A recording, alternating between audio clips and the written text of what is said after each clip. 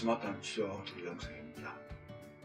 이 항암 치료에 아주 공포스러운 것 중에 하나가 구역질과 구토죠. 근데 그 구역질 구토가 왜 생길까요? 그래서 근데 이 구역질 구토가 왜 생기냐? 이 실제로 한마디로 표현하면 이 구토라는 거는 내 몸에 맞지 않는 어떤 것이 들어왔을 때 그것이 독성 물질일 수도 있고 그런 것들을 몸 바깥으로 배출을 하는 것이 바로 구토입니다. 이 구토 작용은 횡격막과 배에 있는 근육들이 격렬을 해서 쥐어짜면서 압력을 높여서 거꾸로 내보내는 것이 구토입니다. 근데 이게 간단치가 않습니다. 상당히 복잡합니다.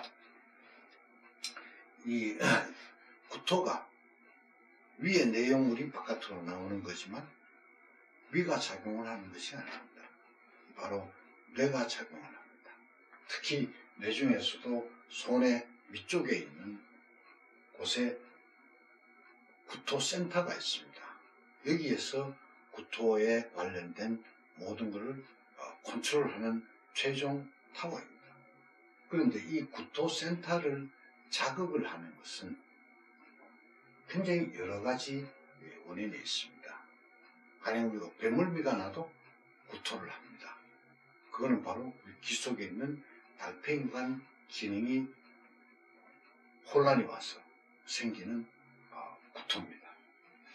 그 다음에 이제 우리가 좋지 않은 것만 봐도 또 구토가 나죠.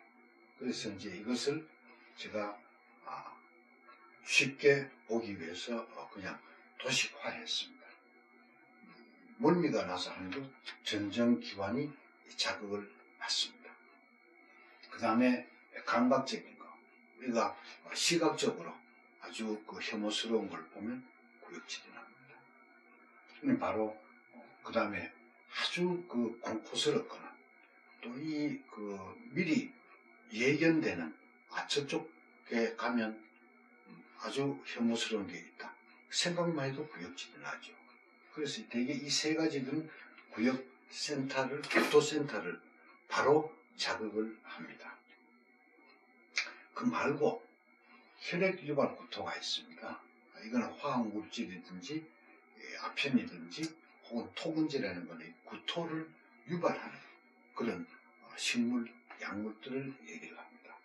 그거는 구토센터를 바로 자극하는 게 아니라 화학 수용체 방아쇠 구역이 있습니다. 그래서 이것이 작용을 하면 우리가 방아쇠를 당김으로써 총알이 나가듯이 하는 그런 작용이 있습니다. 그 이외에 위와 소장, 실제로 위에 문제가 있다든지 염증이 심하든지 경련이 나든지 이러면 주로 이 미주신경을 통해서 역시 이 화학 수용체를 자극을 하고 그래서 거기서 다시 구토센터를 자극을 합니다. 그래 되면 횡격막하고 복부 근육이 경련이 일어나는 거죠. 실제로 그게 참 당하는 사람은 참 괴롭고 그렇지만 실제로 이 구역이나 구토는 나쁜 것보다는 우리 신체를 보호하기 위한 그런 아주 긍정적인 작용입니다. 그런데 문제는 이 발작적인 반사작용입니다.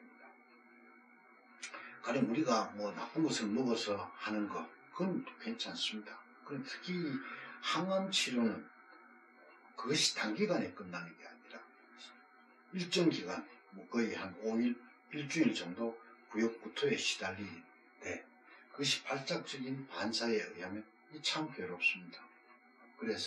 그리고 이 구역이라는 것은 구토를 예견하는, 곧 구토가 나올 거니까 준비를 해라 하는 그것을 얘기를 합니다.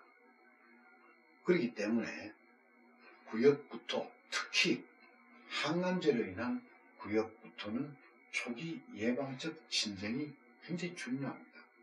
한번 흔히 하는 얘기로 한번 뒤집어지고 난 다음에 발작적으로 구토가 나고 난 다음에 발작적인 구역이 나고 난 다음에 진정시키는 건 참 어렵습니다. 그렇기 때문에 초기에 조금 이상한 조짐이 보일 때 바로 진정을 시키거나 혹은 그런 구역구토가 예견되는 상황에서 예방적으로 약물을 투여를 하면 가장 효과적으로 치료를 할 수가 있습니다. 그러니까 항암제를 맞으면서 생기는 이 구역구토는 초기 예방적, 적극적 대응을 하면 아주 쉽게 조절이 됩니다. 그러나 참다가 대응을 하면 잘 안 됩니다. 고생하십니다. 절대 참지 마십시오. 초기 대응이 중요합니다.